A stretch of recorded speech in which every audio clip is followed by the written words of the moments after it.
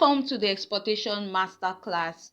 This is Roxine. We'll start by giving a brief intro to exportation business, the produce you can export, how to source for what to export, how to get foreign buyers and identify genuine ones, how to package what you are exporting, how to get your money from buyers, how to handle responses, documents needed in exportation business, and finally shipping and logistics. So let's right into class. Mini exportation business is a very simple business but can be very technical. I believe as starters, you are starting on a small scale, and with time, you're going to scale up your business to a large scale. So, the exportation business is mainly divided into three. We have the buyer slash customer, we have the product, we have the transportation. The first, which is the buyer, determines the product and the means of transportation. The goal of this training is to show you an opportunity to make good and legit money in foreign currencies through mini exportation business and major exportation when you scale up your business from the small to the large scale. It's my desire that everyone in our training takes action with the secrets and information we give, but each person will have to make a decision to apply what he or she has learned from this exportation masterclass. Export business is one of such businesses that will always come in handy when you are considering the kind of business to go into. One of the great things about the exportation business is that it is not limited by a boundary. I want you to know that there are two types of exporters and exporting process. So you have to decide which one is suitable for you. We have mini exporter and major exporter. Please note the exporting process, business method and requirements for the two business are different, because as a mini exporter you don't need any certification or any compulsory document before you can start the business, and you can even start with any quantity that is convenient for you. The first thing you need to consider in making a choice between mini or macro exportation on which you should begin with is capital. You start export business with little or no capital, but you cannot start major export business without good financial power. As a mini exporter, there is no amount of quantity of any product that you cannot export, but you can only export them through air cargo, while major exporters can take advantage of the sea shipping, which is cheaper than the air shipping. Just like we that do importation business, it's the same thing. There's a minimum amount of goods that we can import via sea.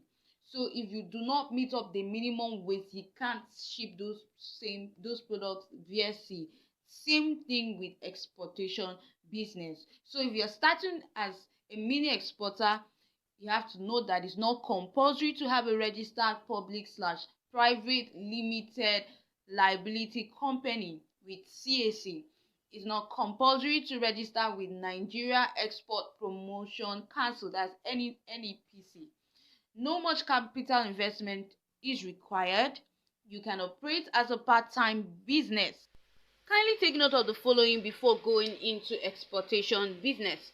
First of all, you must understand the fact that air shipping is more costly than any other shipping method. So as a mini exporter, your target buyer should be retailers or direct consumer who can buy at a good price. But if you are starting as a major exporter, the case is different. We have 7 chain of export business. As a major exporter, you can export very large amounts of a particular product at a time to industries, manufacturers, government, suppliers, etc. Those people buy in large quantity like 5, 10, 20 containers at a time. So many compulsory documentations are involved, and capital to sponsor those projects must be available. So number one stage is interest. You need strong passion for the business. because it is your passion that will continue driving you forward. But I'm sure if you're listening to this video, then you already have that passion to learn, or else you wouldn't be listening to this video. The second stage in the exportation process is product selection. You must choose your own area of specialization, that is your own niche. I mean, you must choose one or two products you want to be exporting, but choose products that people outside the country are really looking for. The third stage is packaging, that is the product's packaging for export. You have to have a touch of excellence in the packaging of your products. Number 4 stage is buyers. You need buyers for your products. The next is documentation, and then the next is payment transaction, payment for your goods by your suppliers, by your clients. And the last stage is the shipping process. That's the last stage after every of the last 6 stages have been completed. The final is the shipping of your goods to the country where your suppliers are located in. So for those going into macro exportation, that's if you want to start big time, these documents are very important. 1, we have the certificate of incorporation. Number 2, export license, you need that. Number 3, you need the pro forma invoice. 4, you need the final commercial invoice. 5, you need the packing list. 6, you need the Nigerian Export Proceeds Form, which is NXP. The next, you need the request for inspection, RFI.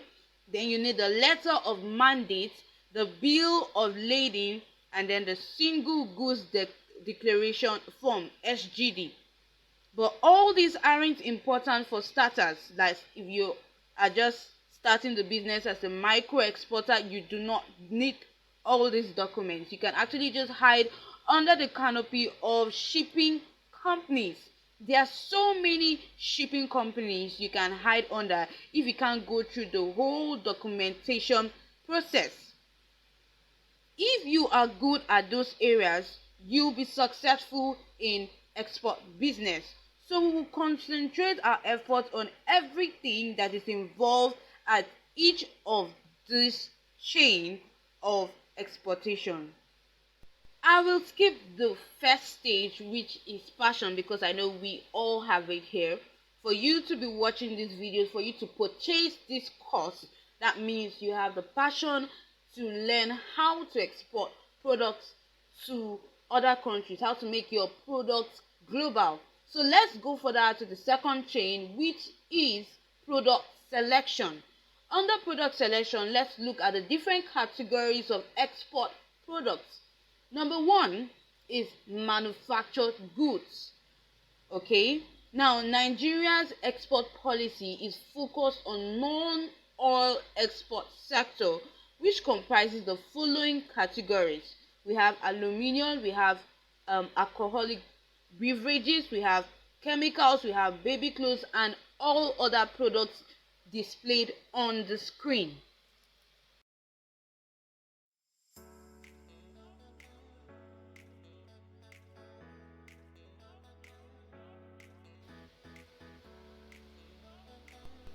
Now, every exporter is strongly advised for their best financial interests to select products which they intend to export based on accessibility and availability, such that it must be easily sourced.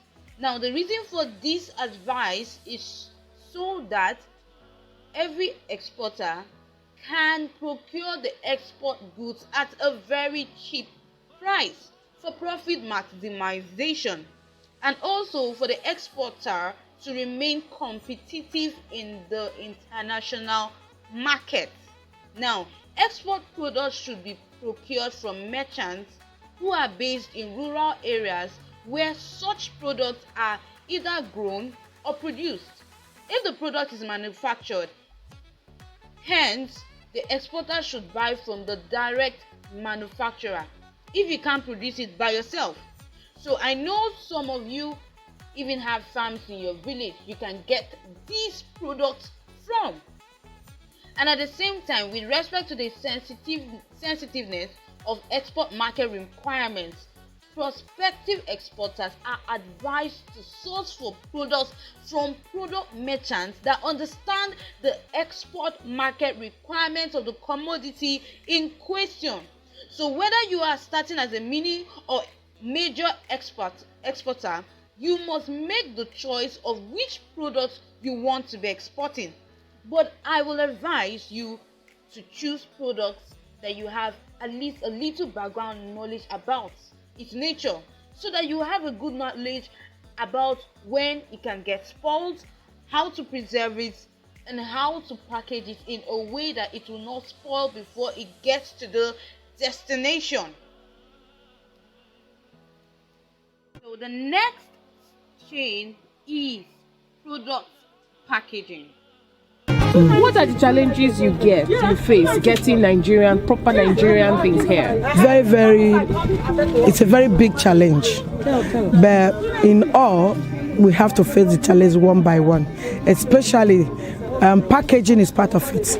How? We Nigerians, we are not so much into packagings. Oh, okay. So it's affecting us, bringing them down here. Now, the lady was talking about packaging. She said one of the greatest challenge in the business is packaging. So please always communicate with your importer, that's the person, your client in the other country, on the packaging requirements to avoid issues. It is important to know that there is no standard packaging method for any export product. The reason being that it is only the prospective importer that can specify the packaging method approved for a particular product in their country home. Therefore, exporters, that's you, must seek the consent of their buyer before packaging. As a matter of fact, the packaging requirements will be clearly stated in the export contract, which must be strictly adhered to. So in practice, more agro and allied commodities meant for export could be packaged in jute or polypropylene mesh bags. Commodities like charcoal could be packaged in bulk such that the product is tipped directly into the container without need for any packaging material. Sources of packaging materials. Now there's a hand sealer and automatic sealing machine. You can search for them in Nigerian online stores like Gigi, OLX, Jumia, Konga if you're in Nigeria. If you're in other countries, you can also do your search. If you're in other African countries, check on the websites that are very familiar to your country. In Nigeria, there's even one of 3,000, there's another one of 11,000, there's another one of 12, 20,000 and above. You can simply decide to import it. If you're in Nigeria and you have gone through any of my trainings, you should know how to import products. So you can import those sealing machines, and then that way you get it way cheaper. So after getting your goods and certifying their quality, your packaging matters a lot. Before we move on to another chain, I would like to expose you to some terminologies in export business, because if you do not know these terms, you might be losing many customers and contracts, because nobody will want to buy from a JJC or premature exporter. The truth is, many buyers will lose interest in you by the time they discover you don't understand the business. So you need to act and talk like an export expert when it comes to the exportation business. So let's go further to discuss on those terminologies, those terms used by exporters. Now, terms like FOB, that means free on board.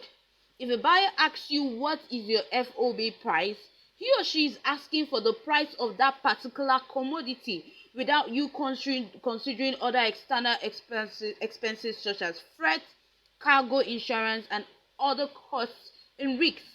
Very important. So he or she will be responsible for the freight, the cargo insurance, and other costs and risks. Next term is EX works. What does EX work means? Now, this is an arrangement in which a buyer assumes all other shipping and regulatory responsibilities of transporting goods from the seller's point of origin. Okay, now the buyer is responsible for loading the goods on the truck or container at the seller's premises and for the subsequent cost and risk. In practice, it is not common that the seller loads the goods on trucks or containers at the seller's premises without charging loading fee. So in the quotation, indicate the named place, which is the seller's premises, after the acronym EXW. For example, EXW Kobe and EXW San Antonio. The term EXW is commonly used between the manufacturer, which is the seller, and export trader, which is the buyer. And the export trader resells on other trade terms to foreign buyers. Some manufacturers may use the term EX factory, which means the same as EX works. So let's move on. Another term is ton. Now, this is the recognized international unit of measurement that is used in export. 1 ton is equal to 1,000 kilogram weight of any commodity.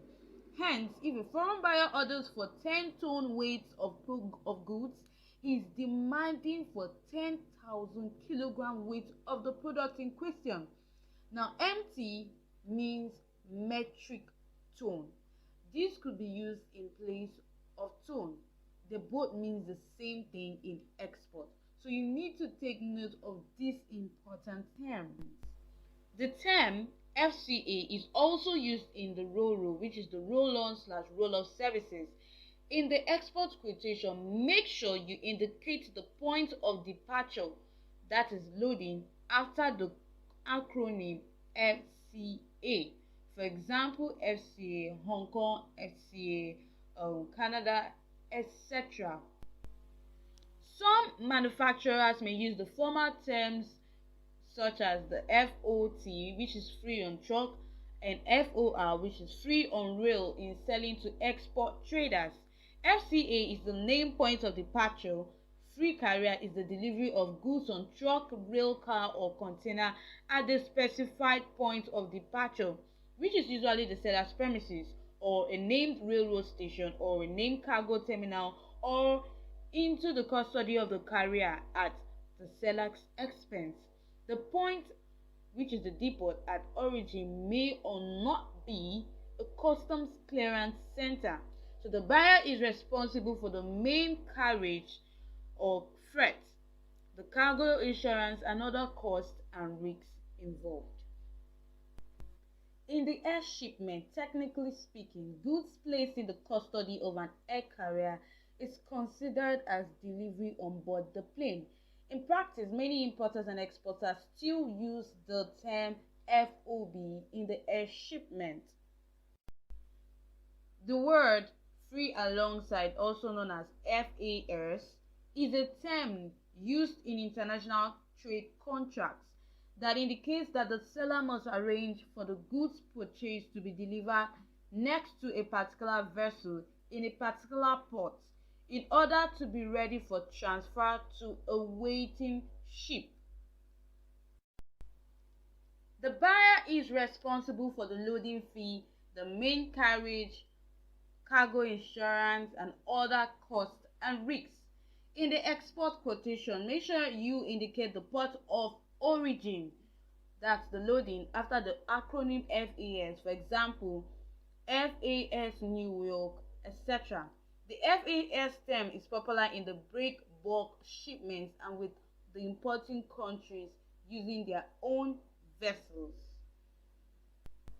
We have terms like FOB, which is free on board and is the named port of origin. We have CFR, which is cost and freight and is the named port of destination. We have CIF, which is cost, insurance and freight, and that is the named port of destination. We have CPT, which is carriage paid to the delivery of goods on the named place of destination at seller's expense. This is the named place of destination that's discharged. So buyer assumes the cargo insurance, import custom clearance, payment of custom duties and taxes, and other costs and risks. So in your export quotation, you need to indicate the point of destination, the point of discharge, after the acronym DDP. For example, if your destination is New York or Canada, you use DDP New York, DDP Canada. Okay, now DDU is the named point of destination. DDU means delivered duty unpaid.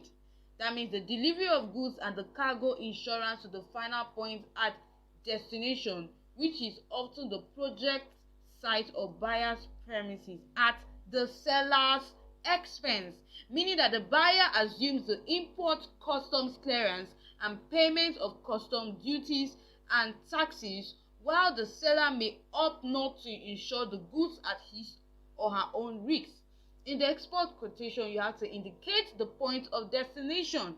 Okay, just make sure you use DDU. You add the country like DDU Ghana, DDU Canada, etc. All right. In international trade, it will be best for exporters to refrain wherever possible from dealing in trade terms that will hold the seller responsible for the import custom clearance, the payment of import custom duties and taxes, and other costs and risks at the buyer's end. For example, the trade term DEQ, which means delivered ex quay, and DDP, which means delivered duty paid. Quite often, the charges and expenses at the buyer's end may cost more to the seller than anticipated. So to overcome losses, hire a reliable custom broker or freight forwarder in the importing country to handle the import routines.